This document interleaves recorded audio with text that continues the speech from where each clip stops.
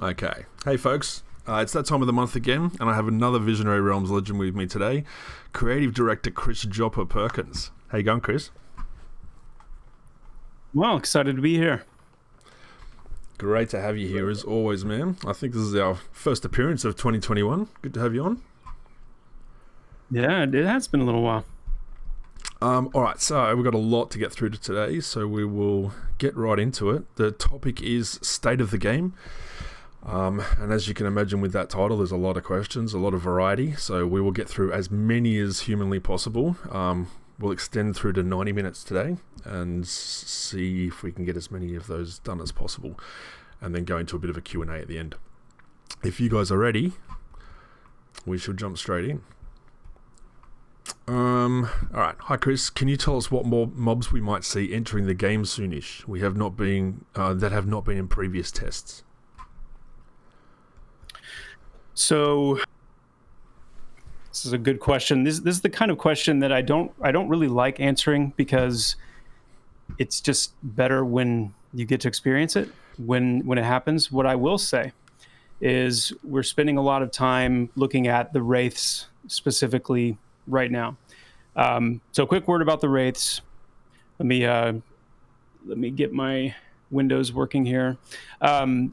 The wraiths, we've seen wraiths before, like in Howner Cave, for example, but they were, placeholder models, and also that was largely pre-refactor, and so pre a lot of the work that we've been able to do on the ability system and NPC AI and things like that. So what's exciting about the wraiths is the visual change that they've gone through, but also, and most importantly, the behavior and the combat dynamics and abilities that they're going to be bringing to bear. So really excited for our testers to wrangle with those in the next testing session, because they will be by far the most intense and advanced NPC encounters that they will have experienced thus far. So really excited about that. Yeah, great.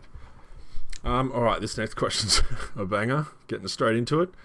Based on the game, on how the game is progressing, how confident are you that the game will go into alpha this year? And what are the major things left that would prevent it from happening? Hugely loaded question. Sounds very simple, but yeah. I mean, that's not something you ever want to put like a strong pin on of, yes, we will definitely enter alpha this year, or no, we won't. And the reason is because the biggest factor in the timing of alpha is absolutely when the game is ready for alpha, period. Yep. That's We're going to be discussing this quite a bit in the next dev stream, actually, talking about the road to alpha a little bit more specifically, and working through each of the components that make up that process. So we are, planning on talking about that more so and more directly. But alpha is critical. Alpha is absolutely critical for us. Content is always king. So when we talk about, what are the major things left that would prevent that, or, dramatically change the time frame, content is king. We've got to make sure that there's enough content for 8,000 people to consume. I mean, that's a lot of what it comes down to. Exactly. So when you think about zone production, when you think about the different, model production, character art, NPC art, there are definitely some art-related aspects still left in the tank for us to get through as we kind of approach that milestone. But it's really, is the game experience there? Are all the systems there? And like I said, we'll be talking about this more in the dev stream, but and I'll probably talk about it a little bit more on this roundtable, because some of the later questions hit on it. But alpha's not launch, but we're dealing with a different mindset of fan and consumer in the current kind of era of things. And so we have to be very conscientious about, again, it's not launch. We're not aiming for like launch quality across the board, but we are aiming for a cohesive and fun and functional and polished, to the extent, not ornamental polish strictly, but polished to the extent that it's a game that feels load bearing for expectation, right? Like that's right, exactly. This is a game that I feel like is is real. Like it's actually, something that I could see myself investing years of my life playing. Like the foundations of that are there. Exactly. And it's very hard to articulate, it's very hard to put that into words, but I think we've got a really solid bead on what's going to resonate. And plus we've just it's got a still lot of work testing to do. as well, so it's still going to feel like testing. It's still alpha, as you know it. It's just we need to get it ready to that point and to meet most of the expectations of the people that are going to be in that testing phase. Yep. But I'm definitely looking forward to it. I'll see what we're doing, and I know the guys are going to love it. Oh yeah, yeah, I'm really excited. I'm excited about it.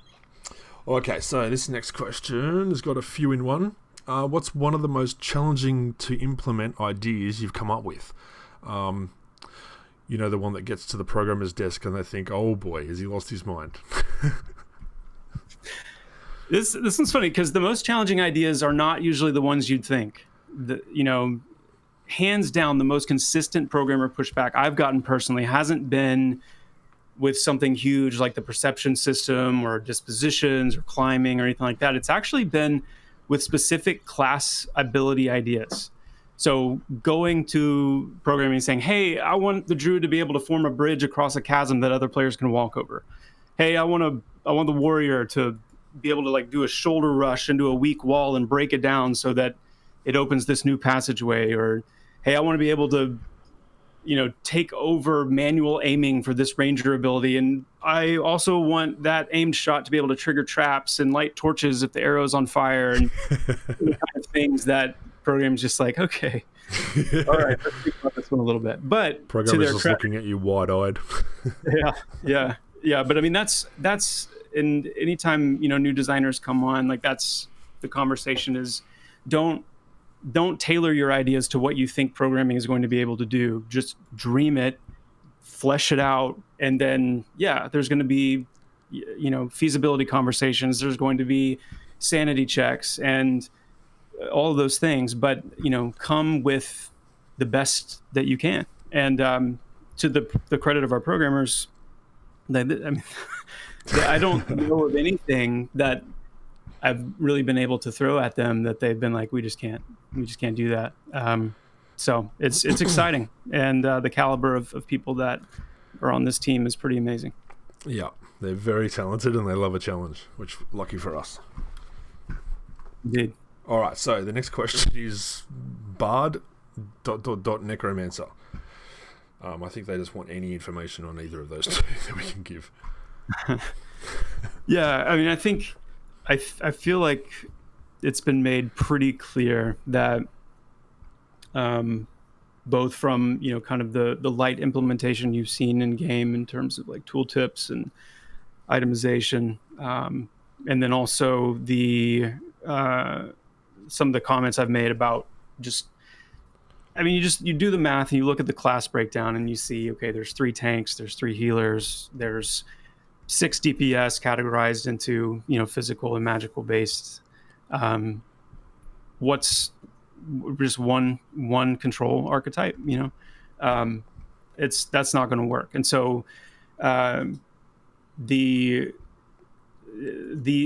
I guess the easiest way to put, maybe explaining a lot of the confusion around Bard and Necro as these launch, or these post-launch, stretch goal type classes, really stems from the fact that archetypical categorization wasn't strongly in place when those, 2 classes were first being discussed.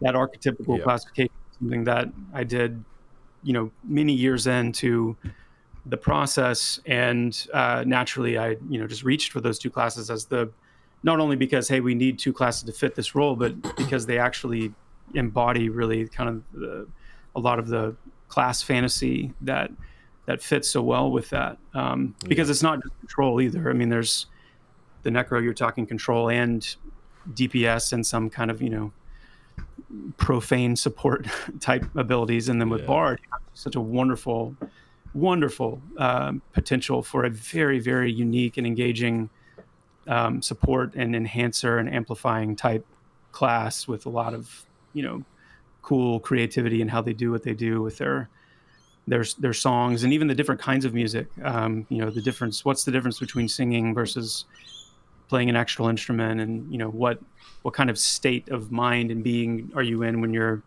have swords in your hand and you're attacking something versus when you're weaving this enchanting melody through lyric or through music. I mean, it's a very exciting class to think about. They both are. And really, so the answer here is that keep looking, keep listening for more information about those classes as we move along. Absolutely. There's been tooltips in games. Some people have come across them and read stuff and seen items that have Bard included on them, necro and stuff like that. So yeah, little things like that too. Keep looking at the hints and the progress as it happens. Okay, so some classes again with PA. So some things may have been said recently that led some of them to believe classes were coming online faster than they realistically could. Do we have a better estimate on how often we will see new classes in the PA test sessions? Yeah, so that's a good thing to clarify. The time frame that we mentioned, roughly 2 weeks for the easier to implement class, up to potentially 4 weeks for the ones that have more complicated mechanics or systems. That is accurate. What we could have clarified more is that class implementation is not always happening. It's not an always on process that's going on this development team, because specifically we have a small programming team. And so we do everything according to a specific planned timeline and sequence of implementation. The classes need to wait for their turn in our march to alpha. Now, we're not going to be sitting down and doing all classes at once. So it's like we have a class section and then we do all the classes left at one time. We've broken them down into chunks of implementation, and this is addressed later in the conversation, but the monk and the ranger and the summoner are the next three on deck, because they represent the most complicated of the remaining class-oriented gameplay mechanics and systems to support them. And so we want to get those done sooner than later, because we want to have time to address issues and difficulties that may come up from trying to implement and work through those complex systems. We don't want to save the most complex systems for when we're getting really close to when we want to get alpha out there and then have to scramble. So we're doing those first. And that's a big part of the whole timing and sequence of everything with the networking stack that Kyle is slated to begin work on soon, or to not begin work on. Got to be really careful how you say these kinds of things. Yeah. Lots of work has been done. It's crazy. I mean, you're looking at to fully implement. I'm going to dip into a later question here for a second, but to fully implement like a networking stack solution, like a holistic MMO scale networking stack solution, takes easily 6 to 8 months when you're doing it literally from scratch, sitting down to do that. What Kyle did so well is he looked at the refactor that needed to happen, and basically in just about every aspect of the refactor, regardless of what system it was or what area of the code he was working on, because this is his networking stack, because he is the creator of it, he's the architect of it, he understands how it works. He was able to, in tandem with refactoring these actual systems and code, build in the hooks for the new networking stack as he was doing that. And so it was effectively shaved 3 to 4 months off of the total process. So instead of looking at like a 6 month, okay, Kyle's going off for 6 months to get this done, we're looking at like a 2 month process. And that 2 months being much lighter in the sense that it's not like he's going to be in an isolation chamber. He's still going to be providing support in various areas programming wise. But it's also really important for us right now to situate our programmers, namely we're talking about Kyle and Rob, to do as much work as possible on aspects of our alpha development plan that give the designers, the artists, and anyone else working on the actual game's development as much runway as possible, so that work can be happening concurrently. So, for example, we're about to go into a combat awareness phase of development, where we're taking NPC AI, decision making, conditional logic for combat, NPCs being better outfitted to just more aware of their surroundings and more aware of other NPCs in their vicinity. I mean, it's funny because right now, again, we're talking about all this in a post refactor context, but when we say refactored, like, we really did go down to bare bones on some of these systems and the code supporting them, in order to build them back up properly in a scalable way. And NPCs is a big one that was really, pretty well gutted. And what we have now is kind of back to good, but in kind of the basic expected sense, in terms of NPCs being able to pursue, being able to wander, to have their routines that they do, and then to understand the combat, the schema of combat, in terms of establishing target, an offensive target, and attacking that target, and responding to various criteria and stimulus and within combat, and so on and so forth. But what they're going to soon do is be able to in a much more robust way respond to lots of different stimuluses in combat. So being able to better recognize when players are in various states of being able to recognize when they themselves are in various states of being, and most importantly, being able to better recognize when other NPCs that are friendly with them are in various states of being. So the ability for NPCs to heal other NPCs in a much more tactile way, not just healing, and whenever their healing spell is off cooldown, they cast their heal. But I see that, my NPC ally over here is in this threshold of health and they're stunned. So what I need to do before I heal them is I need to break them free from that stun, and then use my instant cast heal to heal them more quickly. Those kinds of things. Nice. Really, really excited about that getting online, because the foundation of when we all this talk we do about challenge, and we want Pantheon to be a very tactical game, that's a huge part of that recipe, because you're becoming more aware that NPCs are able to do a little bit more thinking on their part to assess what's going on and respond appropriately. So anyway, back to the question. What was the question? I just lost.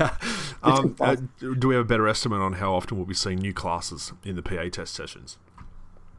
Right. Okay, cool. Yeah. So once those next three classes, once we get to that stage, they will have their time, and those timeframes that we mentioned before will hold up as accurate.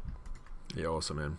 Can't wait. I know how much work's been done as well, and yeah, the community is going to absolutely love them when they're released. Plus all the other work. It's not just Kyle as well. We've got Rob. There's so many talented people in their own individual little areas that are literally doing the work of 2, 3, 5 people. It's crazy. So yeah, much love to everyone. All right. So do we have any thoughts later? Because he's insane as well. Just Rob, in terms of... Okay, to give a bean, I was thinking of actually getting Rob and Kyle on next month, at the end of next month, to talk a little bit more about what we just spoke about then. So fingers crossed, if they're both available and I can line it up, that will be the next Dev Roundtable. Yeah, that's great. That would be awesome. Yeah, man. And get Rob on for the first time. He's a little bit camera shy, so I'd love to drag him on and get him out there. All right, so do you have any thoughts on the rate of experience now that we've had a few sessions in PA5?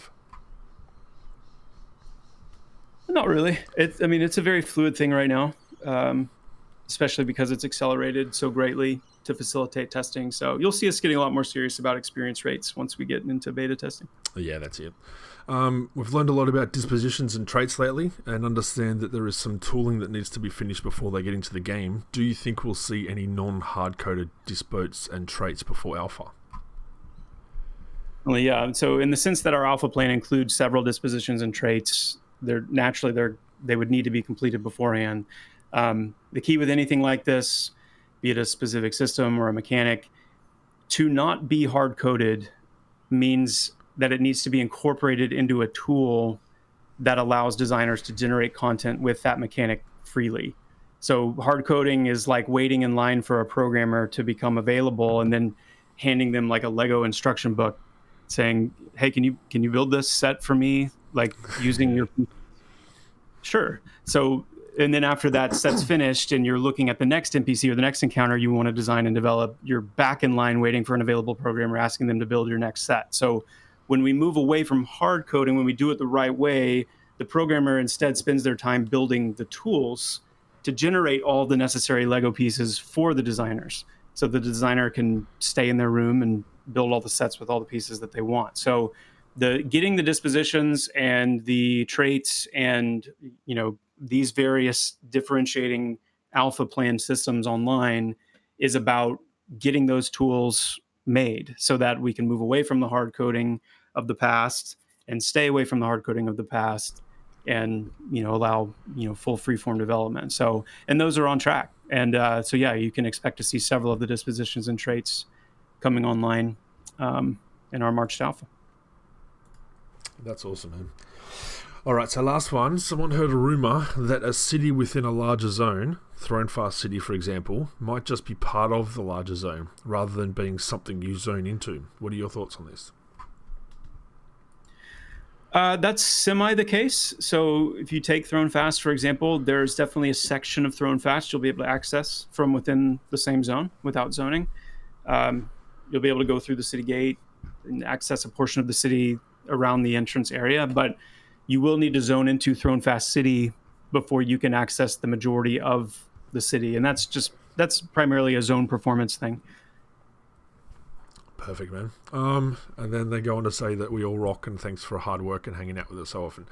I think a lot of people, I only read that out because I realized like this after a week goes out to the public, and I don't know that a lot of people know that the interactions we have with the VIPs are so frequent and like personal. So yeah, little things like that I'm probably just going to read out every now and then so the outsiders get to see what goes on the inside. Yeah, that's great. It's really good. Okay, so what is the biggest hurdle you face in rolling out the Ranger? Any beans on what they can expect for the revamp? We did go onto that a little bit. Biggest hurdle. So hurdle implies, at least to me, a negative connotation, and there's really not any hurdle in the sense of like we're a block or a gate or something that makes it unduly challenging. I think the most time-consuming thing for the Ranger, this is exciting to talk about a little bit because we haven't talked about this much. So if you followed the development and you were around or saw any of the streams with the earlier PA sessions like PA 1 through 4, you probably saw a glimpse of the beckoning mechanic for the Ranger, and that is the ability in combat, a couple of abilities that keyed off of certain animals that they could beckon in combat to do an attack or various things. And it came with mixed reviews because, I mean, to in our defense a little bit, like we're talking about, not having like a VFX person at the time to actually make something that looked good. And so we had to use some pretty animations and an animal that kind of poofed in and out. The reason I'm bringing this up is because, number one, there is a system associated with this that is really exciting to me. And so Rangers are not pet classes, and I think everybody understands that. They don't have a persistent pet that goes around with them and whatnot. But what they do have is the beckoning system, and what that enables them to do is you can liken it to something like a pet, like a hunter in World of Warcraft with the way that they, at least in the classic area. I'm not super familiar with how it works for them now, but in the classic era, you would go out and find different animals that you wanted as a pet maybe because of their aesthetic, but also because back then they had specific abilities, different attacks and different abilities that they had. And so you would kind of develop a small repertoire of animals that you would use for your pets. The beckoning system will work in a similar way, except it's not to harness like a persistent pet that you use in combat, but it's to kind of collect these various different animals who will be able to provide you a specific kind of ability in combat. So, for example, the Pantheress is an animal that you could, befriend and essentially recruit as an animal that is willing to be beckoned by you in combat. And that Pantheress would then, if beckoned in combat, would have a specific ability that is unique to the Pantheress that they would use in combat. And so if you wanted, an execute type ability, then you would go out and search for the different types of creatures and animals in the world that you would be able to befriend and would allow you to beckon it in combat based on the animals that had that type of ability. Similarly, if you were looking for, a short duration stun, for example, you might go out and befriend a Thunderpaw to be able to beckon in combat for that. And so I love it as a system because of how it creates that horizontal depth. I mean, collectibles are awesome in these games in the sense that not collectibles like novelty collectibles or things like that, but Yeah. I'm progressing my character and I'm fleshing out my ability as a character by spending time accumulating these various whatever it may be, and especially when those systems ring so true with the flavor and the identity of the class. And for the ranger, I knew from the beginning that I did not want the ranger to be a pet class. I wanted to put the emphasis much more on their archery and their close combat, range melee combat, and the relationship and the flow between those two things, and that really being the primary, kind of focus of their combat prowess and their ability arsenal. But I love this as kind of a companion to that in the way that it deepens that by giving them that sovereignty over, how they want to incorporate that aspect of their flavor of the class, the ranger, and their, affinity with animals. And then, but keeping the focus on that very DPS oriented offensive based class. So I'm super excited about it. Yeah, nice. Yeah, some people were saying in chat extra abilities for other classes, like you could have a tank like poke the bear and a rogue skill unbeckon the bear. Yeah, all right, I'm sure that would be not the rangers at all. They tend to focus on the bear just then. All right, so the next question has already touched on all of that. So basically, asking us the next three classes for implementation info into PA5, Monk, Ranger, and Summoner. We've kind of gone into a lot of that. Is there any more you want to add to that, or is we good? It's breaking down more changes or what's been worked on, animations versus systems, etc. I think we pretty much covered it in the first couple. I mean, yeah, so like animation wise, the monk is finished. Ranger animations are being developed as we speak. The summoner pets, the Archimentals, need to be modeled and animated, but those will share an animation suite. As far as like underlying foundational systems and code work, the monk is finished. The ranger is 90% finished. The pet system is spec'd, it's sanity checked, it's passed the feasibility checks and slated for implementation. So we're really close with the pet system as far as it, moving into that focused state for implementation. And again, I just want to reiterate, like these are very complex systems, and so they are going to take a bit of time.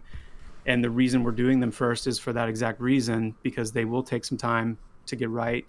But also because these, the monk with several of its ability types, the ranger with the ranged combat, and the the beckoning system and the summoner, primarily with the pet system, and not just a basic pet system, but the plan for the summoner where the pets are really more of like an extension, an extended character that you control and govern and progress. They have their own stats, they have their own equipment, their own paper doll inventory that you manage, and they're a very deep pet system.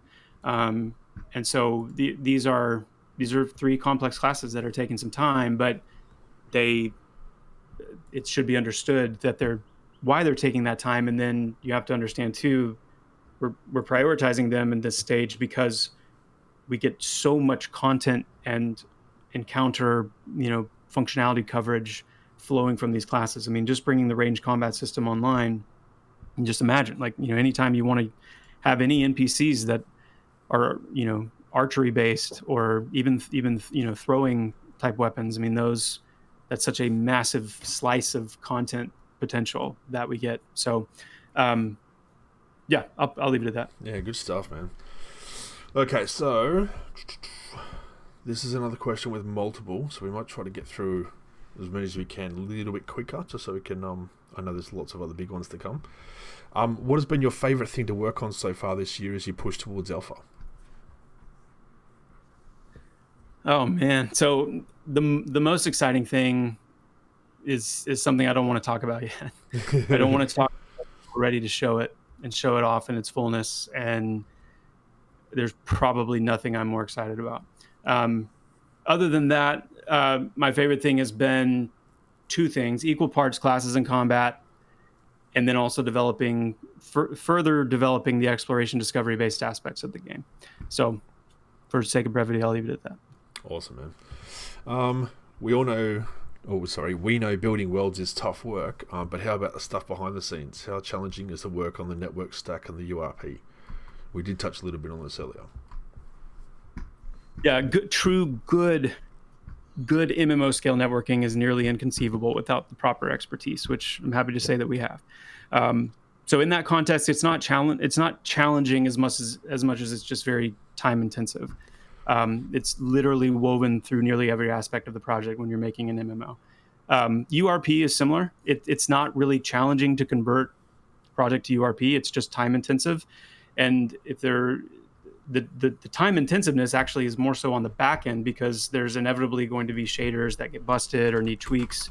But even that, the majority of that work is handled in a snappy auto convert tool that Kyle be hooking up as part of the process. So yeah, nice.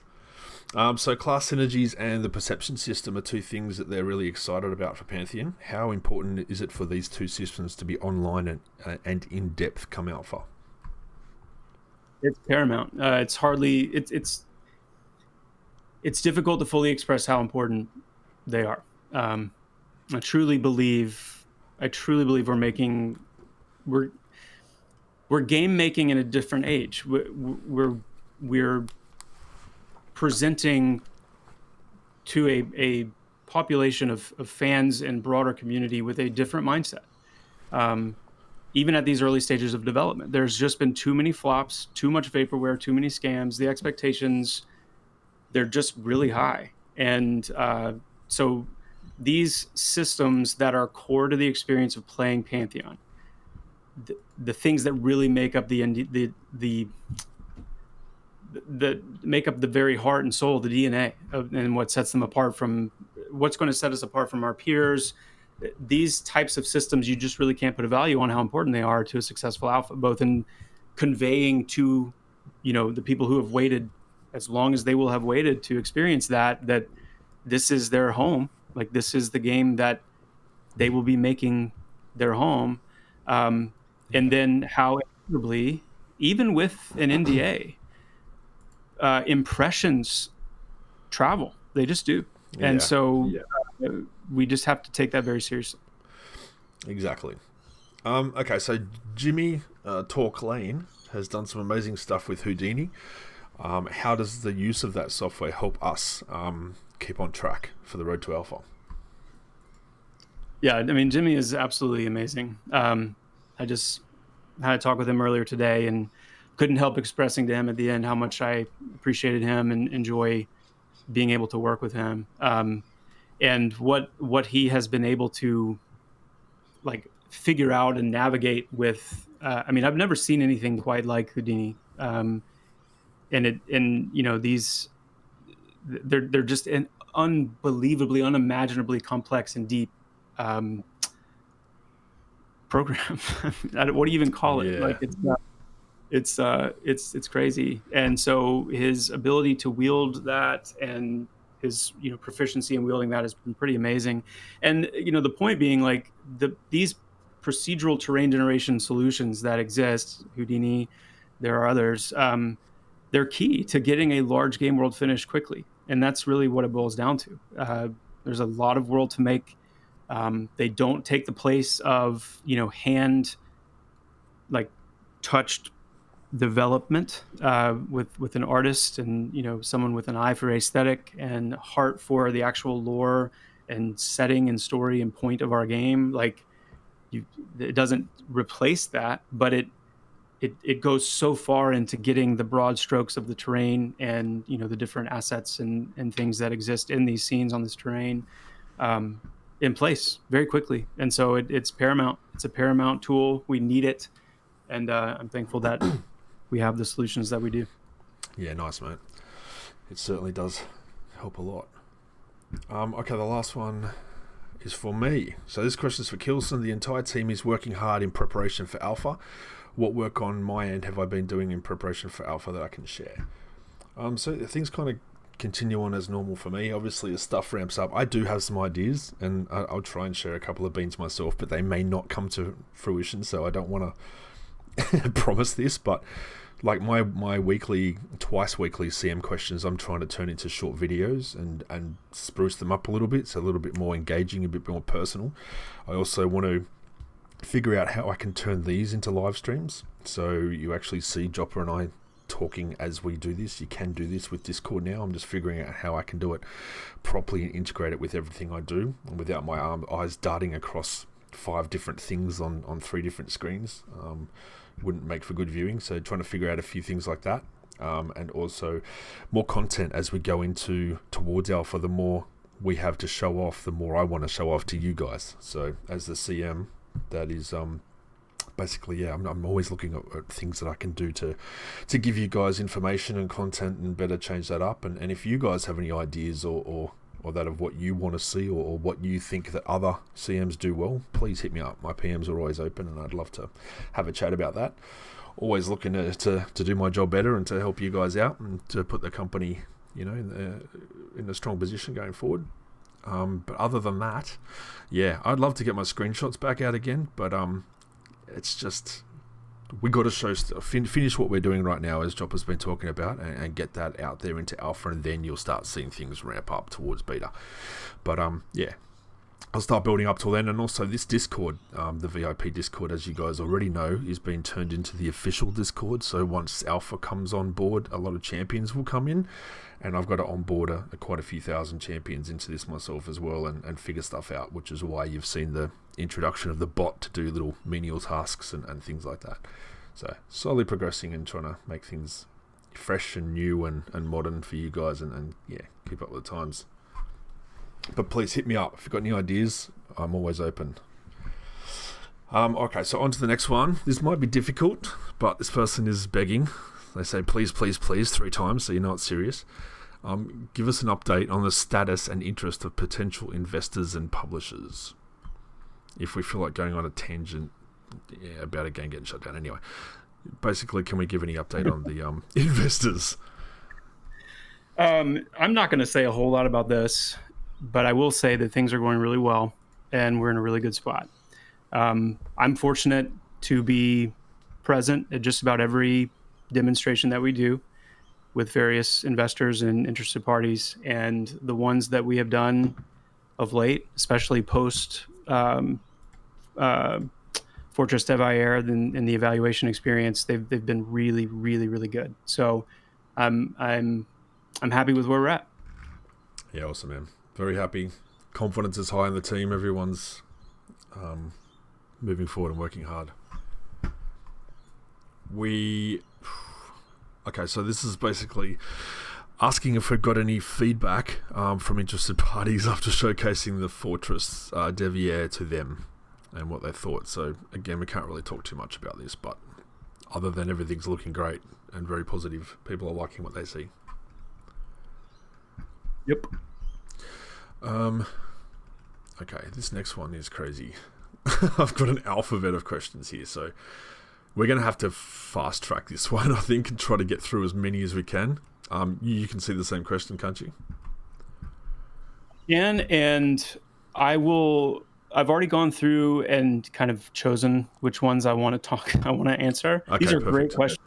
Absolutely, but just for the sake of time, that's huge. Yeah, so I'll just hit a few of these. So racial active. So I've intentionally pulled these back in not as in we're not going to have them. We are, but I'm just sitting on them for now. Partly because they're likely to go through multiple iterations, and partly because I'm wanting to experiment with a few things related to the racial active abilities, and I don't want to lock us into something before we've had the chance to explore some of that. As far as the general mastery question, so this is my understanding in this question is that we have the ability mastery, which we've seen and talked quite a bit about. But then we also, I've referenced a general character mastery as well, which is not ability related, but more, developing kind of a broader spectrum of incremental advancements for your character to improve various aspects of them. So the question is, what categories will be included, and what options do players have in regards to how they can acquire mastery points? So again, we know mastery is critical to ability development, and have likened it to kind of a blend of the alternate advancement system and a talent type system. And there's plenty of info out there on how they relate to abilities. As far as it relates to general character development, players will also be able to invest mastery into several incremental improvements for their character, everything from a bonus to faction gains, increasing stat caps, altering your base movement, swimming, climbing, speed, various non-attribute stat enhancements, and key as far as we don't want mastery to directly increase your strength or your stamina, but mastery that can boost other secondary stat type aspects of your character. So things like your potency or your dodge rating and things like that, and then into things like acclamation bonuses and other various character related. And all these are, again, they're very incremental. They're not meant to be these massive boosts in power, but they're meant to be part of just slowly and incrementally developing your character more fully. The next one is on infamy, and this is a massive topic. It actually really deserves its own spotlight once we're ready to get into that more. What I'll say in a nutshell is infamy is my attempt at designing a system of incentives and constraints the intent would be to organically manage the top end player culture, specifically in helping not necessarily preventing, but helping to slow and disrupt content monopolization at the highest levels, which is, typically what we see in these games where there is a high-end level-based, game, and the guilds that get the biggest and the strongest are able to keep a relative hold on that content. So infamy is a system that is designed not through some kind of artificial method, not to organically and naturally help by slowing and disrupting some of that monopolization, but not in a punitive way, but actually through the use of incentives. And again, it's a big system that we'll do a better breakdown on at some point. Nice. VIPs being able to test the evaluation build. Yes, that is planned for sure. And we'll be opening up Fortress Devier for VIP testing in one of the upcoming tests. I knew I pronounced that wrong. I don't know that anyone has not pronounced it wrong at some point. So you're in good company. Sweet. Instance content. So this is a good one. Is instanced raid content being considered? Okay. Instancing is a big discussion. And I just want to say this. We are committed to delivering an open world game. So as such, we do not have any plans or desire to do instanced dungeons. However, the only place where we have considered instancing in any kind of degree, or where it has come up internally, is when looking at raids. And I'm aware of all the downsides, but I'm also keenly aware of the good that it can serve when some, and I mean keyword some, raid level content is in a limited instance format, even if it's just temporarily before it transitions into the same open world contested format. So again, this is a large topic. It's a lot to unpack. The key here in communicating this answer is that I want to double down on our commitment to develop an open world MMO, but also want to weigh the options of what limited instancing could look like at that highest raid tier. And that's all I'll say about it for now, because that's all it is for now, are just cool considerations. Perfect. Did we get through? So most game, yeah, I think those are all the ones I pulled out from that list that I wanted to hit. Yeah, perfect, man. Lots more fantastic questions too, but yeah, a lot of them are going to be touched on with other questions that we'll be going through, and others just aren't. We don't have enough information on them to give a satisfying answer, so it's better just to wait until we get some on that and can talk more about it in depth. Okay, so the Darkmere page on the website says that the water on Terminus is poisonous to the Darkmere and they cannot breathe in it. And all attempts to allow them to breathe in the water by their gods failed, but one of their racial abilities is underwater breathing. So, which is it? Can they breathe in the water or not? So, I've seen this question circulating last few weeks. I'm going to ultimately let JN tackle that one. My understanding, admittedly from a bit of a distance on this one particular point, I try to stay as deeply invested and aware of the lore as I possibly can. But my understanding, and he could correct me if I'm wrong, is that we're looking at an overtime adaptation. Adaptation, yeah, that's what I got as well. This has been discussed previously, and he did say that over time it has been adapted, but I think he does a much better job of explaining it. Well, when you think of an originally aquatic being, there's one way that you would look at like a human adapting, some kind of like macro adaptation to, developing gills. I mean, that's one thing. But when you're looking at a previously fully aquatic being adapting that same aquatic kind of architecture, because when they received Cyrenai's gift of legs and the ability to, breathe and live on land, it was not, even though it did change them anatomically to a degree, it wasn't a removal of all of the kind of, internal architecture that they also, had previously. And so you're looking at much more of a smaller scale adaptation to essentially develop resistance to whatever was initially in that first horrific, moment was so toxic to them in the water. Yeah, awesome, man. Okay, so how has the recruitment process been going with the Linux admin? So I know, speaking to Ben, I know we've got a lot of people applying for this, a lot of fantastic applications, but yeah, I'm not sure how much more we can say. Yeah, I'm not going to hit that one. I have enough on my plate on a day-to-day basis that there are goings-ons that I intentionally don't keep track of. Yes, and yes. I know that there are a lot of good applicants coming in, and I'm sure someone will have some good things to say about that soon. Yeah.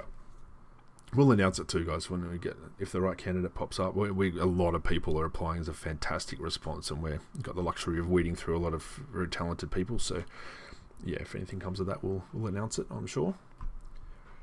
Hey, Joppa, most games tend to build a balanced tank class from a warrior type and add or take away to get hybrid tanks. Was Pantheon's direction using Direlord as the primary tank due to implementation issues with warrior, or a design philosophy, such as ensuring the least resilient tank is the balance point? Definitely a design philosophy approach. Since we can point before the refactor where we had the warrior, 60% there in terms of just the different mechanics, not 60% there in terms of like functional performance with some of the code-based issues governing abilities as a whole. But it's definitely not a technical issue. It was a design philosophy approach, and specifically, yes, in terms of like the least, how did the question word it? The least, the least like defensive, or the least, the least resilient. The least resilient with maybe physical based mitigation. Yes, but honestly, more than anything else, it was a decision made because I wanted the non-traditional magic-oriented tanking nature of the Dire Lord front and center when developing our low to mid-level content. The traditional physical mitigation-based tanking is just that. It's traditional. And so when you look at developing NPCs and you look at developing content and encounters, you're just naturally predisposed to thinking in terms of physical damage, physical attacks, things like that. Whereas if our only tank is the tank that is meant to be more of the magically based defense, oriented around magic defense, then that automatically forces us to think in a non-traditional sense when we're looking at, the degree to which magic-based attacks and spells and, different things like that are being thought about and woven into the various NPCs that we're creating in encounters. So that was a lot of the reason for that decision. Perfect. Do you see parallels to Deafening Whispers and Wizard/Enchanter Silence and Mez Interrupts needing corollaries for the nasty attuned melee monster? I'm not really sure how that's worded. Doesn't make a lot of sense, but corollaries. Basically, they're asking if, similarly to the way Deafening Whispers and Silence and Mez and these different interrupts can shut down a spellcaster, are we looking at any like, abilities for melee classes or for classes melee-based NPCs? And yeah, absolutely. So, I mean, can list right off the bat, there's everything from stuns to roots, but then you get into like the knockbacks and the pushes and the pulls and the knockdowns and the different states that you can put things in: off balance, dazed, helpless. There is a lot to pull from in terms of different abilities and types and effects that can have similar type shutdown outcomes on melee-based NPCs. Perfect. Okay, so we might fire through all these fast ones. There's a couple of repeats in here about investors and partners, so I'm going to skip those and just get to the ones we haven't done since we're getting down to the 30-minute mark. So, is it safe to assume that progeny is not a system to expect at launch, but perhaps an expansion? I would say that is a safe assumption. I wouldn't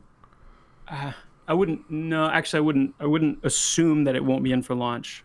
I think the way that I would want to word that is to make peace with it if it doesn't make the cut.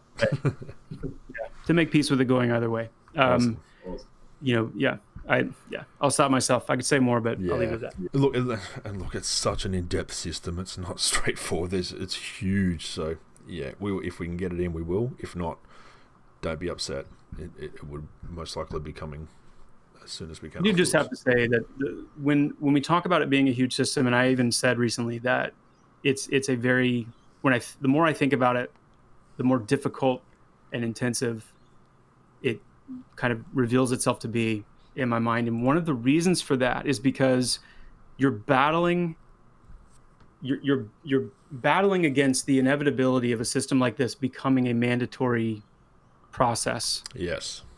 Very, very difficult to design a system like this in a way that feels optional or that feels voluntary for the player. And when you have a system like this that is, I think, in so many outcomes, involuntarily required for progression, you literally end up reshaping what the game is. And there's a reason why roguelikes, for example, are their own genre. They're their own thing because they're predicated on this rhythm of like leveling and dying and leveling and dying and continuing that process over and over again. And it literally becomes what the game is. And with Pantheon, when you think about, unlike a roguelike where you can progress after, 30 minutes of gameplay session, you're talking about hundreds, if not thousands of hours.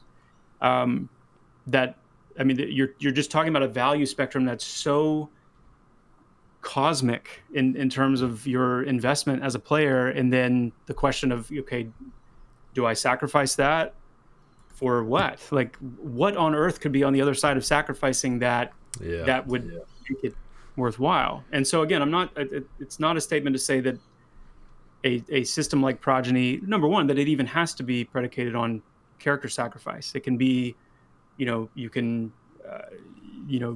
over time develop different kind of special currencies or whatever, that points or whatever it may be, that you can choose to invest in your other characters based on how much time you play your main or your mains, and those other characters kind of being progeny related and connected to your main in some way. I mean, there's lots of ways to do it, but then it quickly becomes, is it worth it? Like, does it really add? And again, I'm just trying to make it clear that I'm not dodging the question as much as it's just a very deep process of thinking through. And many games have made adaptations to this. Like, you've got Dungeons and Dragons, obviously, correct me if I'm wrong, the original or one of the originals that brought this system into play. But you've got even Elder Scrolls Online has a champion point system. So you do, when you hit max level, you continue to gain points, and those points are account wide. So if I create a new character and I've got, say, 100 points, I can use those how I deem fit to help that character with their build or growing. We can tailor it to however we want to suit our game, but making it not mandatory or not like the meta is going to be very difficult, I think, is what you're trying to say. And it's also what you just said is an equal counterbalance in my mind, because when you're developing and designing a game, you hit diminishing returns eventually the more and more systems you add in. Sometimes less is more. And just because you can come up with an additional system and work out a way for it to be a system in the game, you do reach a point where you start detracting from the experience simply because there's too much going on. There's too much to it. Too much incremental advancement, too many things for players to be constantly keeping track of. It starts to have a trickle-down effect on, creating alternate characters, because you look at this mountain of progression that just is. So there's lots of factors, lots of balances and counterbalances and all that. Yeah. More on that when we can, but potentially launch. If not, don't be upset. Okay, so a while ago there was talk about abilities for classes. I remember the warrior could run down some walls to progress the adventure. Is this still coming? And if so, how will this look for other classes? We did touch on this slightly, but just do we have anything specific on that?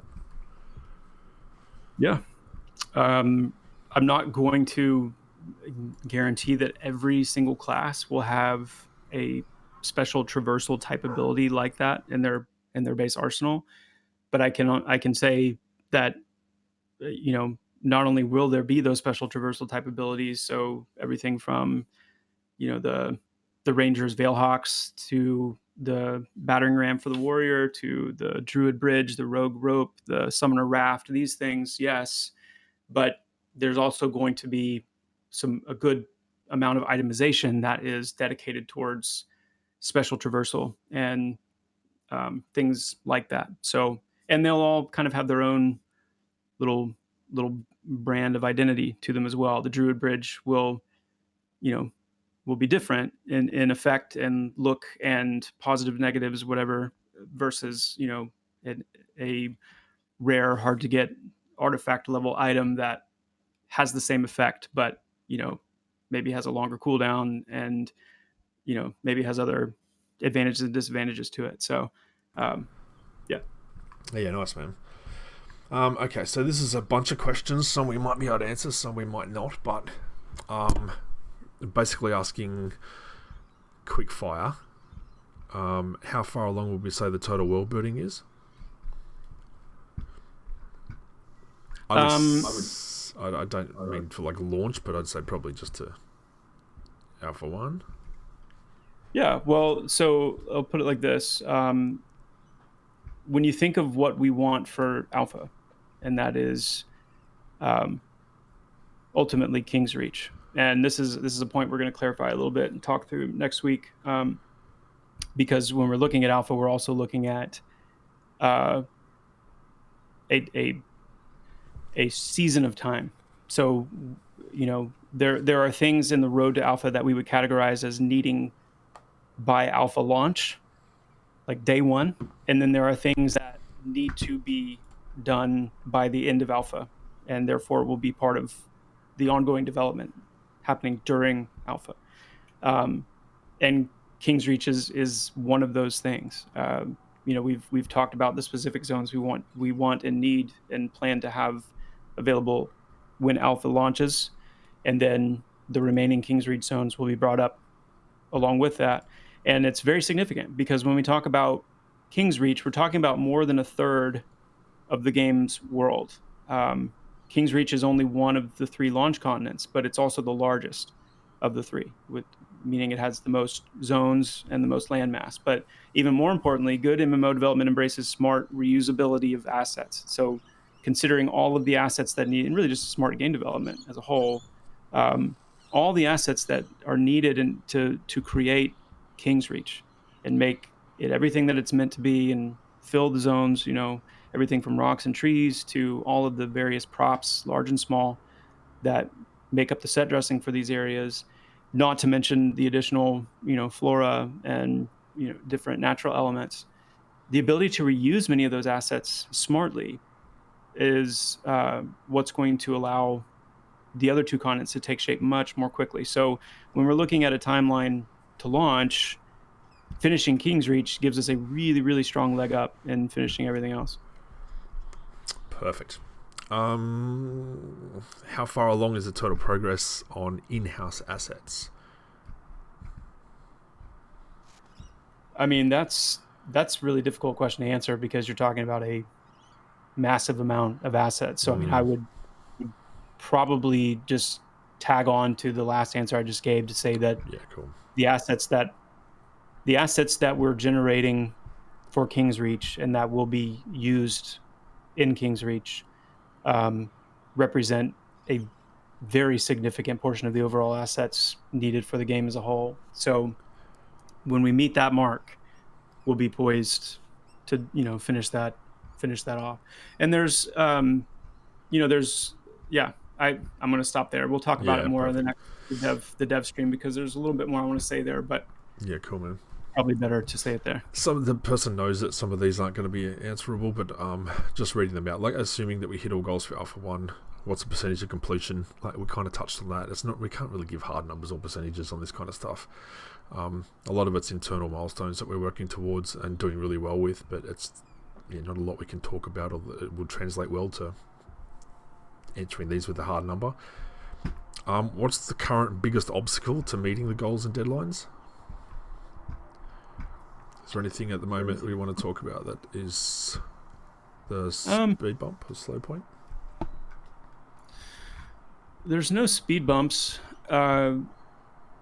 if looking back on the project's development as a whole, I mean, I can say unequivocally that it's the smoothest, most just bump-free I like it. stretch that we've had, and it's been that way for a while. And so it's not.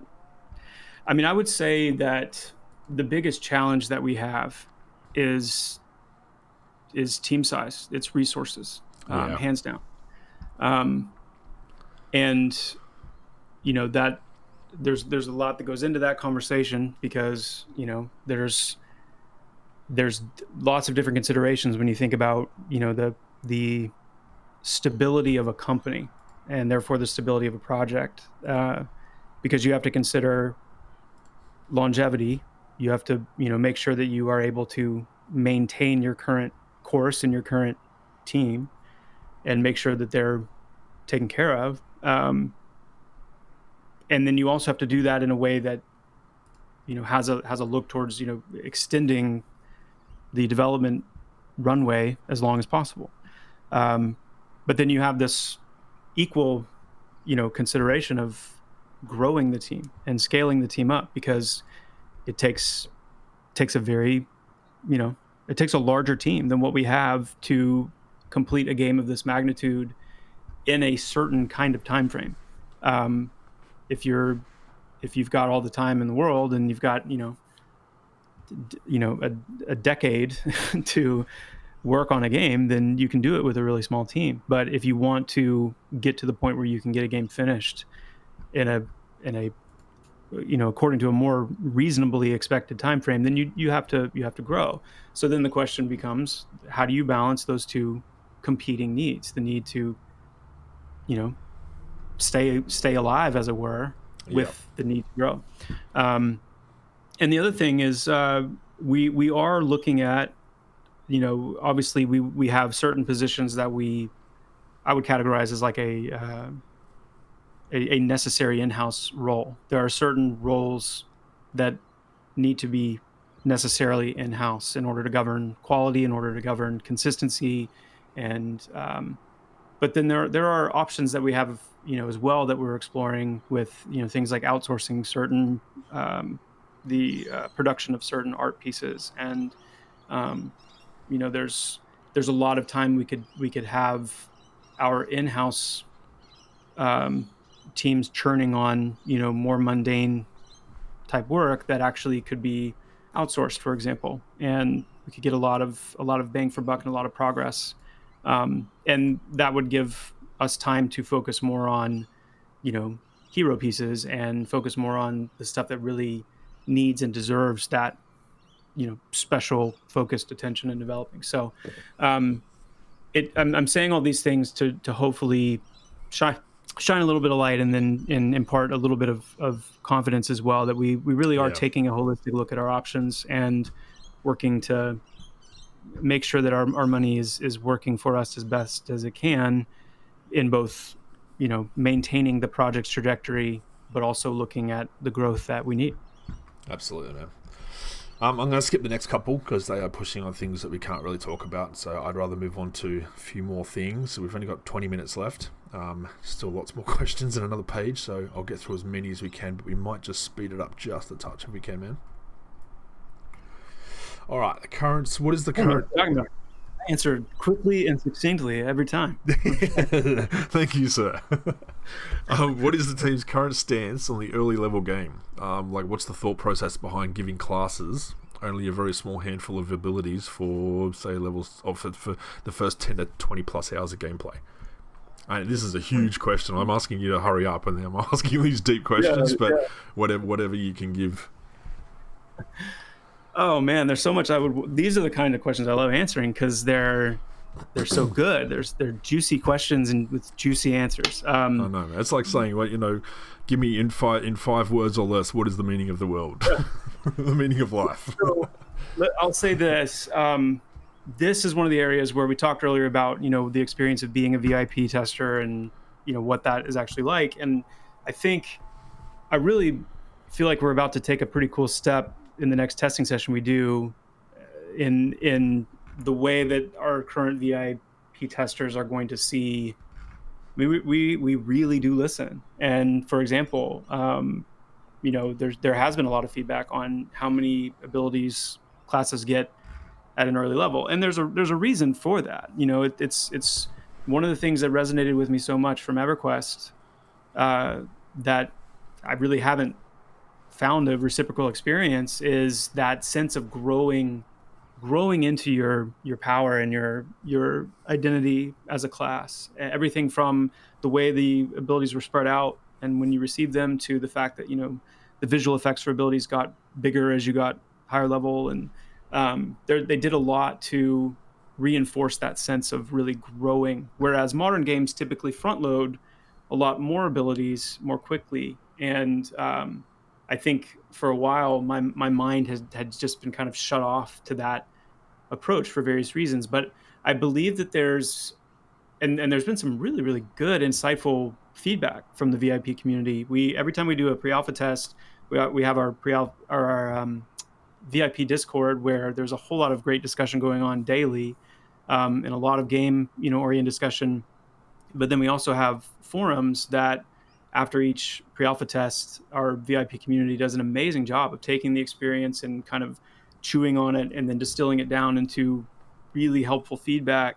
And a lot of that feedback has really culminated in some really kind of revelational, like not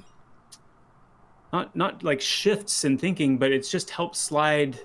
I mean, we all know how that feeling when the difference between like someone telling us 100 times to do something, and then all of a sudden we have a revelation where the moment, the time of day, the person saying it, it all just kind of actually finally lands and hits. And we've had a couple of moments like that, specifically regarding class development abilities and different things, where I think by the next PA session, I think we've got it. Like, I think we've really landed on some key things that are going to start showing up very soon, and I'm really excited for the feedback on awesome. that. So, yeah, the answer is it is absolutely, shifting and improving for the better, and I'm excited. Perfect, mate.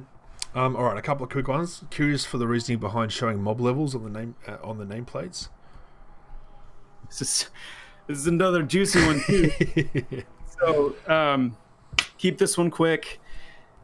We have to consider the fact that Pantheon is we're very comfortable and confident in our identity as a game, and in the decisions that we've made, and the standards and the convictions that we have. That does not mean we cannot be cognizant of the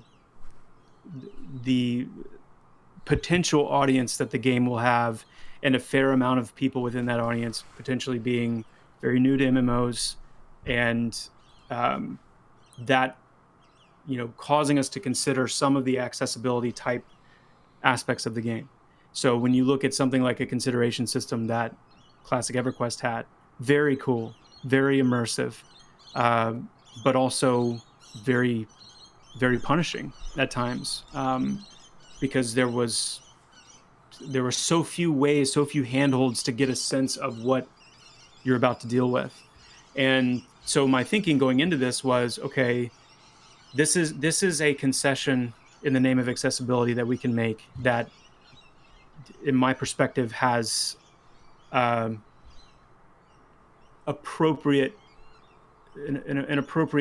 give and take, and an appropriate cost, because there is a cost to immersion. There is a cost, Yeah. Now, what's interesting is, again, to point back to how helpful and important the community feedback can be on this front.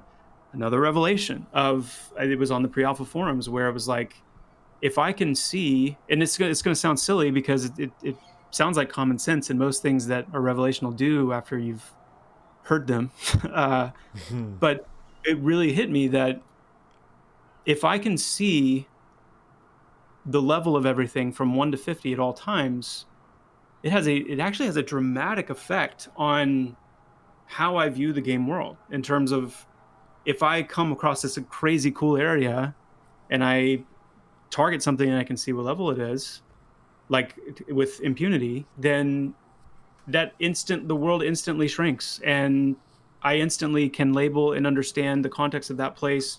I know when I'm going to come back to it. It has a very interesting psychological effect. And so what I've decided to do as the next kind of iteration of this is taking that into account. We've now made it to where you can only see the level of something up to 5 levels above you, which is when they turn red. And beyond 5 levels, you just see question marks, and anything awesome. lower, you'll be able to see the level. And we'll see how it goes. If it continues to have a palpable negative effect on the mystique, then we may need to consider some other ways to account for a little bit more accessibility, but not at the loss of that mystique. That's good, man. I like that. Good change. And obviously with testing, we can get a lot more feedback on that too to see what the community thinks. Someone asked, can you kill something 5 levels higher though? That'll depend on you, on skill, on class, on gear, on what the mob is, on what you've got, what area it is. There's so many variables that you can't really just answer that. Well, I would be very impressed. Yeah, absolutely. Okay, so when can we expect a 24/7 test server? So basically like alpha, VIP. So once PA is over and we're into alpha, when would we expect a 24/7 test server? I obviously can't give a specific time frame, but what I can say is in all of our internal meetings discussing pre-alpha testing and anything related to the road to alpha and our testing sessions, everyone wants like dramatically increased uptime for testing and server access and the whole 9 yards. So yep. we are in the process of working through the logistics and the timing to move into that era. And certainly leading up to alpha, that's part of what we need leading up to alpha. The biggest bottleneck right now really is the networking. And once the networking stack is in and it's doing all that it's going to do, then it just blows the roof off of what we have available to us in terms of like server performance and how open and free we can be with players being able to access a server of their choosing and the total population that can be there. So we're taking it all into account, but we are all wanting to get there yesterday. Okay. So is there a quick answer to explaining how Faerthale, the reference zone, led into Project Faerthale, which then led into evaluation build? And do we consider Project Faerthale to be complete as of now? And if not, what's left to be done?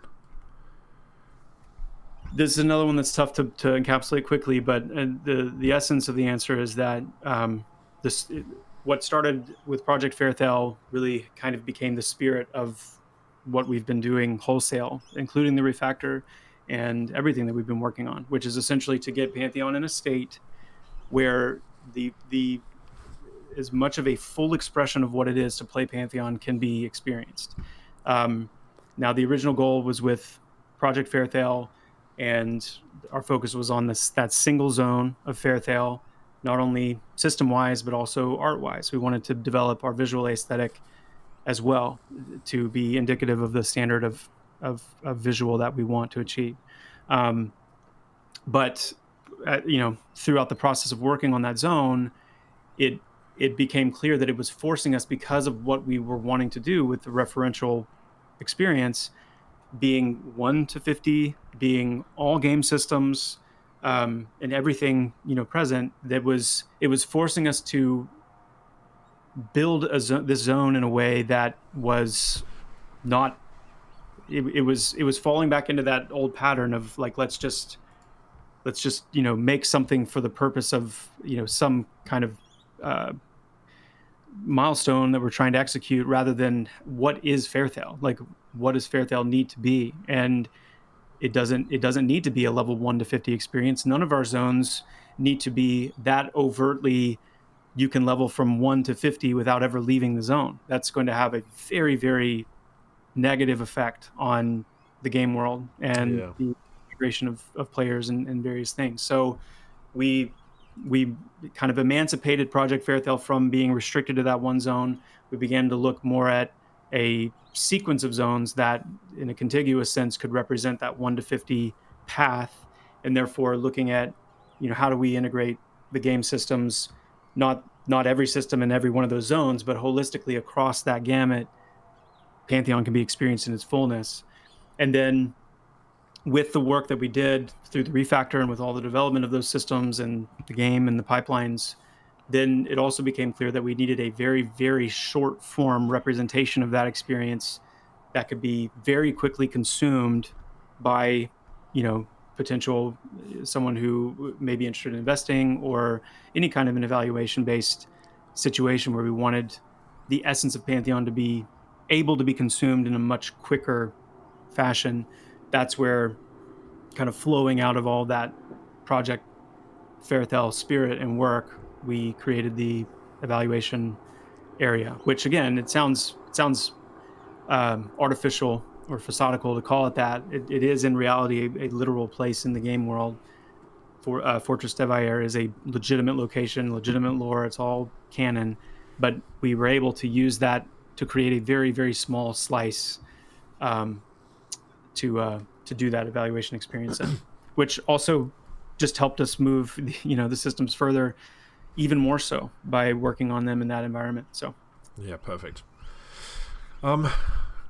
Quick question. This one's about understanding Pantheon's alpha needs to be more polished than the traditional, but wondering if pre-alpha could be more free even though it's unpolished. So what are the issues stopping us from opening up the servers, like virtual server costs, servers? We feel that servers should have staff attending, supporting, or we don't want more general varied test feedback.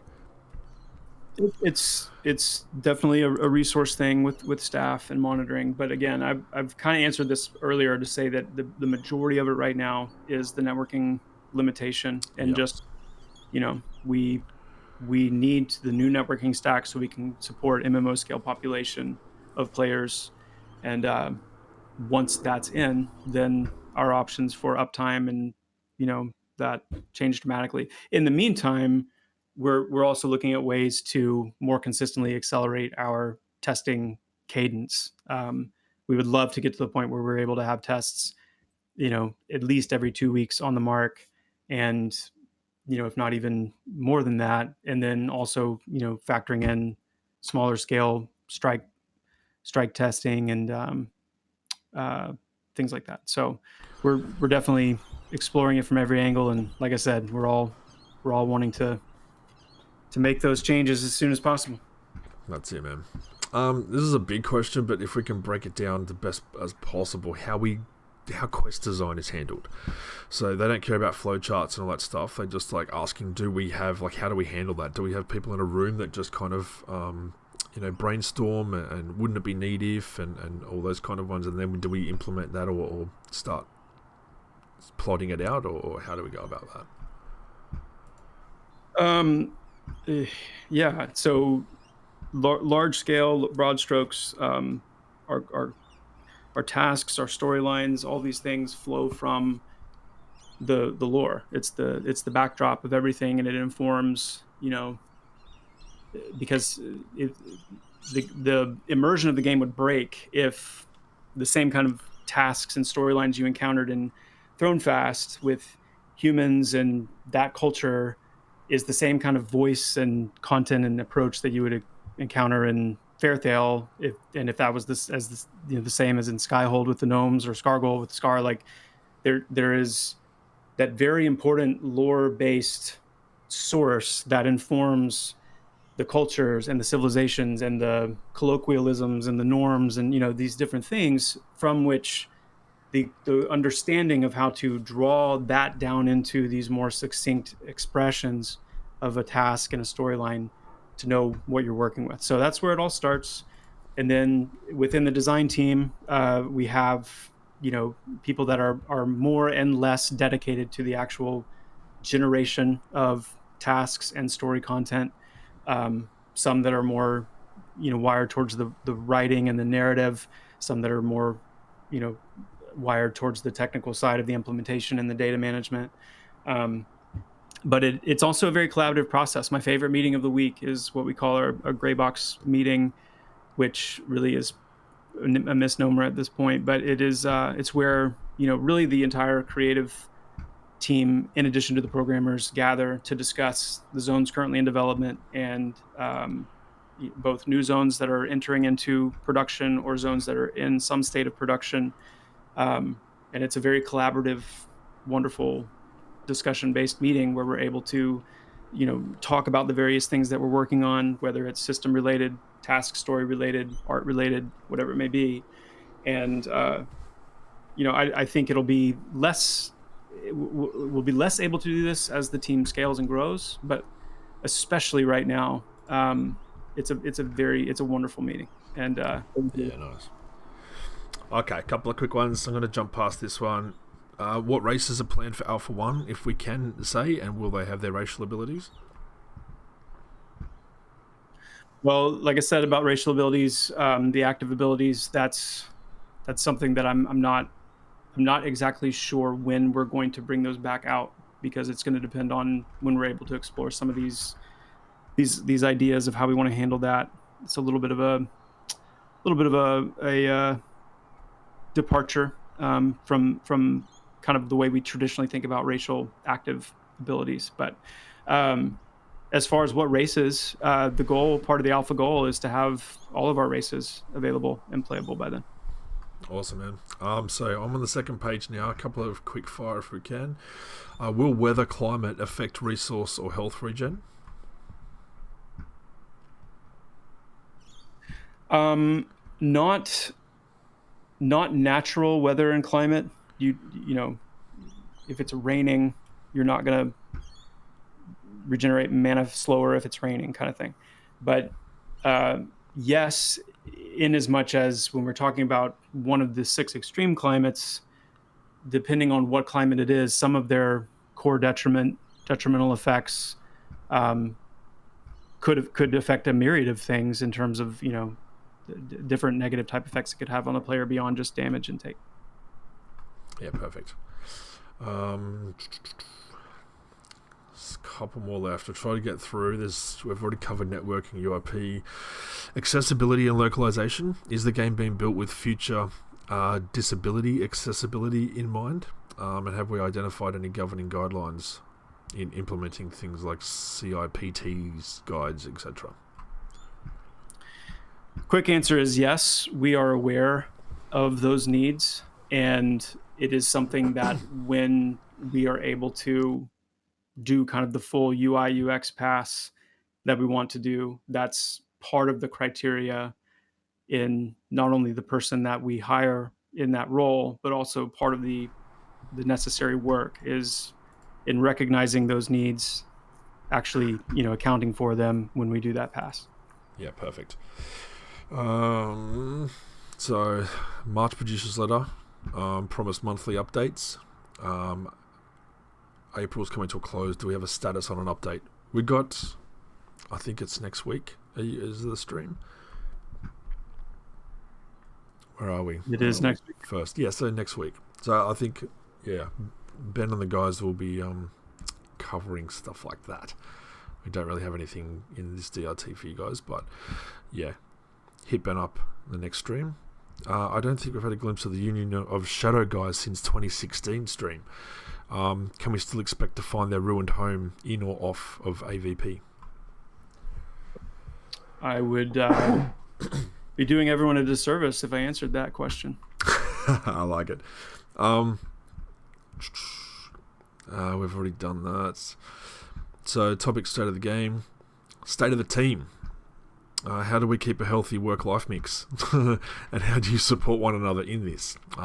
Do we have holidays? Do we take monthly D&D nights on TTS, a fantasy football league, or blow off steam with co-workers? Big question, but it is important. It's very important. I know myself.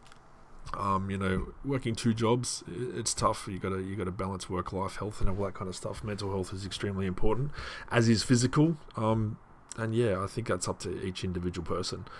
I've got a few ways I do it, but I still manage to get some gaming in, and I think the Australian time zone, it allows me to do a lot of work while people are sleeping, and I can also, before the devs go to bed, I get a bit of a handover, so I can work with that at my own pace through times when the team is asleep or out, and then when they're up, it's like a tag team. I pass on that information, and then it's my turn to go to sleep, and it kind of go like that. So, yeah, some of the ways is to game and to downtime. For me, it's also the gym. I'm a personal trainer and stuff like that. Blow off steam. Spend some time on myself. How about you, Ben? Yeah. Well, I have 3 kiddos that help keep me young and force me to get up away from the desk, which is good. I'm thankful for that. Honestly,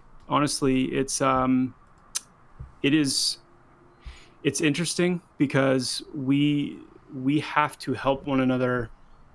We have to help one another take time away. That's really kind of the side of things we're on. Like the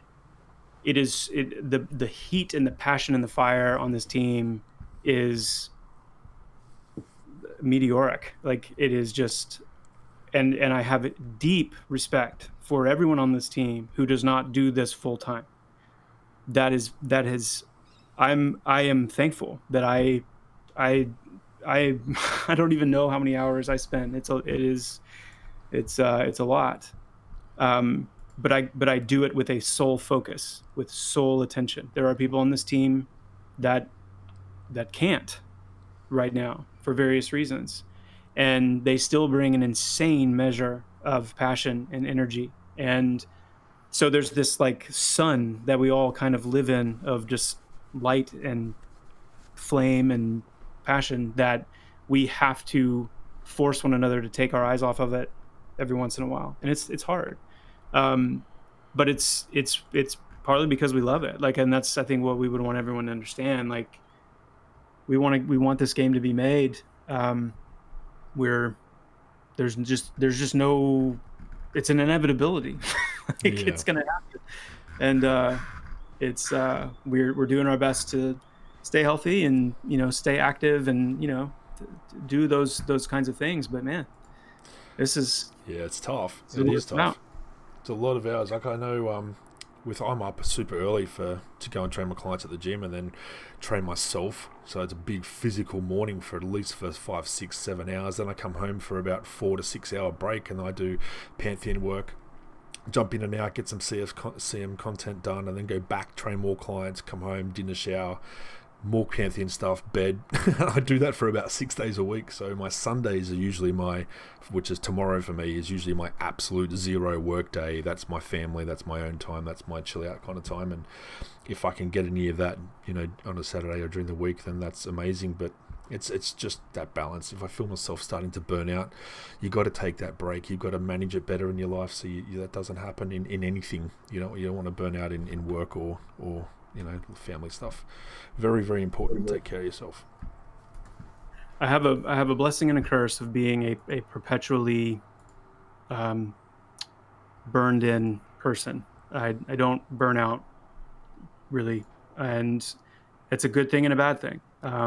And it's proven to be a good thing on this project, but it comes with, like, for example, getting a standing desk was a really huge deal for me because nice. It's just little ways like that, little things like that, if we're talking about this question on that level, like, we're cognizant of taking care of ourselves, but it's a lot of hours, it's a lot of time, but you got to understand, like, this is, we're ever reaching for the thing that we desire, and that is to bring this game to fruition. And I think the other thing I would say that I miss and I kind of long for is more of that community engagement in terms of, post-COVID, we're not able to do meet and greets. We're not able to be, as out and among, not that we were a super amount for that, but we had always intended for that to increase. And I hope that that's able to become a thing again at some point. But yes, me too, man. I want that travel bubble to open up so I can come and visit you guys and attend events and stuff like that would be amazing. I've been hanging out for that for 6 years. So I want to meet everyone and get on board. It's weird too, like with that workload putting in. I think from myself anyway, the amount of hours I put in for just Pantheon alone, apart from my other job, is insane. But I think a lot of that, it's not just working. Like it's because it is a passion, as you said. Like I enjoy it. It's not just. I don't see it as work. Like I see it as something that, is going to benefit the game that I want to play with all these people and you guys. So it's fun a lot of the time for me. Creating questions and these Dev Roundtables, being to shine a spotlight on you and other guys that work so hard in the background is fun. It's not a chore. So I think that contributes to how much effort and how many hours I put in, and I know that's probably the case with a lot of the other team members as well. Yeah, well said. Well said. All right, guys, so we've got about, actually we're over, but we can probably do about 5 minutes of live questions, if you're okay with that, Chris. Oh, yeah. Yeah, let's do it. It's a long time, man. I know you're busy and probably very tired, getting late over there. But if we could do 5 minutes, guys, if you've got some questions that we haven't covered already that you would like the answer to that are relatively quick to answer, tag me so I can see it pop up, and I'll ask them to Chris, and then we'll go from there. How are the characters being handled the same way as terrain in that they're being built procedurally? Are the characters being handled the same way as the terrain? No, definitely not. Player characters and NPC characters are each hand modeled individually. Yeah. Will races starting on Reignfall have level 1 to 50 content? Throughout the continent as a whole, yes. Not in any single zone would you find a straight spectrum of 1 to 50, but each continent will have the entire level range represented in content. Yeah. Perfect. Can you talk about the composition system for Bard at all?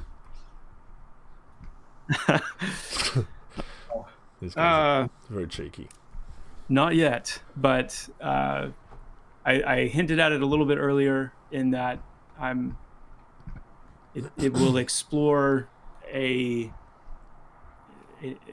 approach to you could just imagine a bard who has weapons in hand and is offensively minded versus a bard who is singing versus a bard who is actually playing an instrument. And so the way that and the fact that music and that that whole motif is applicable to all three of those. And so when you talk about composition, then not only are you talking about instrumental composition, you're also talking about vocal, and then you're also talking about a more fantasy oriented aspect of how such things could be generated. Was the network work done in the last test session valuable for future testing, even though the network stack is going to be implemented? The team worked incredibly hard. I hope it was valuable for going forward. So there's a few issues around the last PA testing. So the guys are working incredibly hard around the clock to fix things on the fly. There was a bit of delay, and I just think they're asking if that was valuable feedback, valuable info. I mean, I will say it was valuable in that it further cemented our desire to get the new networking in. Yeah, absolutely. Can we expect to see Skar in game soonish? I'm not going to use the word. That word is becoming an word. I will just double down on it's part of achieving our alpha goal to be ready for alpha is to have all of our races in. So you will see it on this road to alpha. Yes. Awesome. How long till gnomes won't be naked? That's a great question, and that's part of the getting the player characters ready is not only getting them. They're all the player races, including like the gender variations, are complete in a modeling sense, in a texturing sense, and they need to be. There are some there's some weighting that needs to be done. Not weighting as in like passing the time, but part of the rigging process of actually assigning weight to the various parts of the model that affect, how it moves and stretches and bends and all that. Cool. That has to be done, and but they're a rigging pass and a weighting skinning pass away from being able to be equipped according to the armor fitting template that we have set up and established for the human, and then kind of with all the different armor models that we have, we've built them and we've constructed them in a way to be scalable to the size differentiation between the different races. So awesome. we're close. Were the trees in the most recent PA from URP, or was it a swap in from the rough models? The tree. So URP is kind of a fancy way to talk about a different way of rendering within the Unity engine. So the trees are actual like trees that Jimmy created through the use of speed tree and other methods to create genuine trees that we're using in the launch. I mean, what's the right way to phrase it? Like, not temporary trees. Yeah, gotcha. But URP is related to how the things in the game world are rendered, and a dramatic improvement in the lighting and the rendering capability of Unity as an engine. Awesome, man. They're asking any news on the website phase 2 and forum break. Not at this stage. It's kind of dropped in priority. It's not great. It's working as we need it to at the moment, but yeah, that's still definitely in the back of our minds. We're just focusing on the game at this stage. Baz's skip question. I skipped it because it's a big one.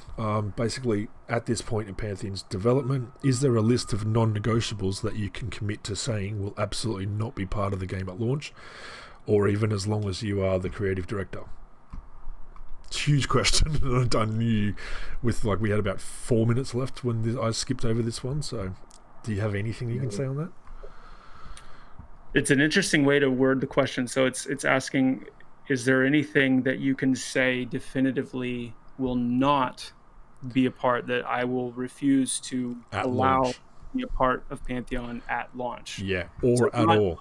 As you're the big boss, you're going to go, no, I hate that idea. That is never going into this game.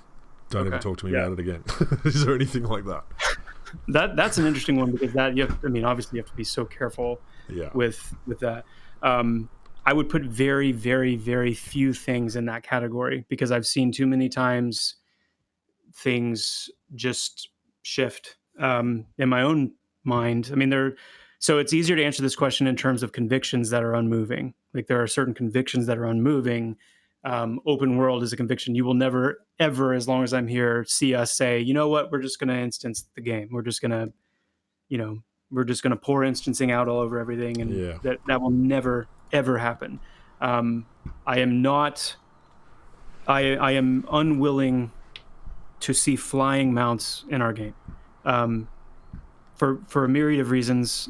Two that I'll mention are, it dramatically shrinks, and I'll lessen the severity of my words here. It shrinks the game world, and in my opinion, it belittles it. It belittles the value and the majesty of the game world, but also because we have a full dedicated system for special traversal in the vertical sense through climbing. Yeah. And also, things we've talked about with artifacts and other special traversal type abilities and items and different things, that we just have a totally different approach and mindset to that. And it also brings up the concept of mounts in general. And can't wait to talk about that more, because I'm very keen on seeing us develop a freeform mount system. I love the feeling in Pantheon of being able to walk up to a wall and climb it,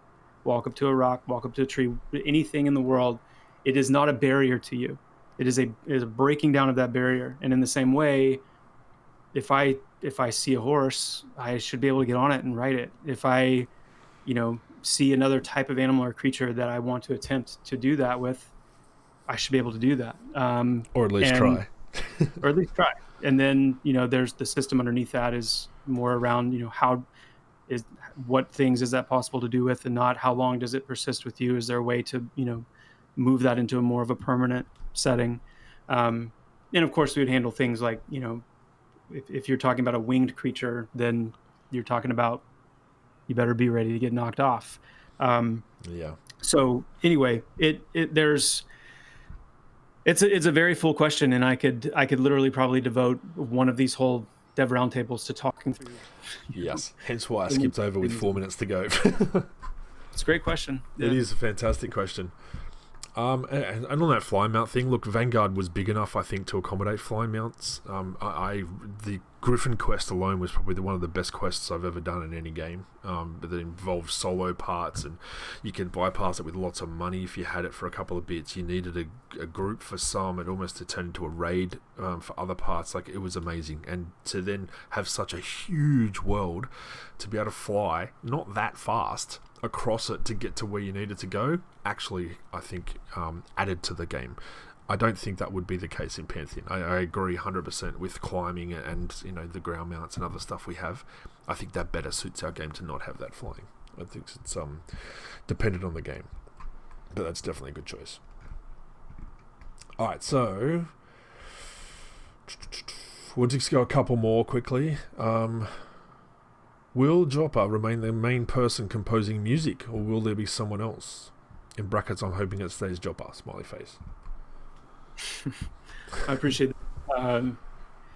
It would just be impossible for me to do that. I would love to, over time, contribute more here and there, and I certainly plan to stay very closely connected to whoever our composer or composers and sound design and those things. I mean, I have a love for that, and I value it highly. But yeah, I have to concede that it is too time consuming and too demanding and too important to try and keep that mantle. Yeah, cool, man. All right, well, let's go last two questions. How will pet names work? I think pet names. Will there be names? Can we name them ourselves? Yeah, I absolutely. But it would come again, like, with all these things, there's opportunity for horizontal gameplay and progression, and so being able to develop a deeper affinity with your pet, or a deeper control, and then over time being able to unlock some of those things. I mean, just like in early EverQuest, getting to level 20 and getting a surname was a big deal. It's a big deal because it was a big deal. And if seeing someone with a pet that has a name, if you know that it took some time and it took some stuff, to be able to get to the point where you could do that, I think that's cool. So yeah. Absolutely. And last one, are there zones that have been worked on that we haven't seen ever yet? Or are they waiting for the terrain tech Jimmy is working on?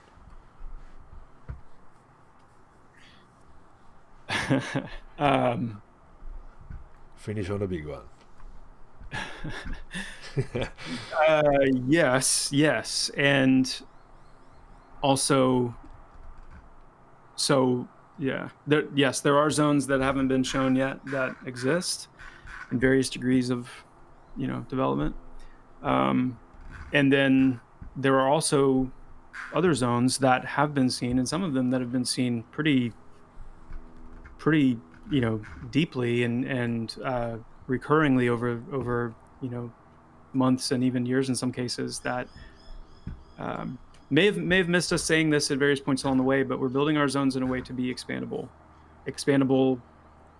in large form. Obviously, when you think of an expansion, you think of actual like aspects of a continent that will open up, or all brand new continents or whatever, but also in a short form sense where again, you're moving through Halnir Cave, you're moving through Black Rose Keep, you're moving through Amber Fate, and all of a sudden it's like, wait a second, that wasn't there before. There's like a whole chasm. There's like a whole network of something here that wasn't there before. And often we'll want to do that with some heraldry in terms of their lore based reason, and even some kind of episodic unlocks where more and more opens up. But the point here being that we've built these zones in a way And what's so cool about that question and this answer is that even the next pre-alpha test, our VIPs are going to get a really, really, really cool taste of exactly that. So nice. That's exciting. My mistake. I missed a couple of questions right at the end here. So there's any plans to update the lore with more good parts? And the second part to that is care to comment on race locking of the classes? Seems like a really bad idea and people won't like it. From a certain person with a pink name called Julame. He has a way of he has a certain edge that he brings to these for sure. I think it's payback for the last one when you had that fantastic question for him right at the end. Updating the lore with more good parts. Yeah, I mean, I got lots of good parts that I can add and change in there. I've got to find some time to do that. Race class restrictions, we're definitely, I mean, I've said that many times, we're always reviewing that. We've made a couple of concessions over the last year or so. I don't even remember the last kind of update we made to that. We need to do an official release of the race class matrix so we can reflect some of those changes. We will not be getting rid of race class restrictions, but there are a few that, again, as long as it passes the sniff test of the lore, then we fall immediately to what is the community really wanting. And if it's something that can conform to the lore and those constraints, then we're probably going to do it. So yeah, nice, good stuff. Justin's worried now that we're answering it for real. All right, well, thank you very much, guys. That was fantastic. That went a lot longer than we planned, but I know Chris is amazing with this stuff and loves doing it as much as I do. We wanted to get as many answers to those questions as possible, and just love interacting with you guys. But a massive thank you to Chris. I know you're a very busy man, and taking time out to do this is greatly appreciated. Thank you, sir. Oh, it's a joy. Yeah, it was really fun. Thanks for having me back on here. You're very welcome. Okay, so as I said, next month, hopefully we'll see about some programming and maybe get Rob and Kyle on here. Not sure if I can lock that in just yet, but we'll see how we go. Other than that, thank you very much, guys. I will do the usual and update this within hopefully the next hour or so to VIPs and champions, and then a week later I'll release it to the public. Thank you to everyone who came and watched. It was a great turnout, and and look forward to talking to you next month. Thanks heaps, guys. Thank you, Chris.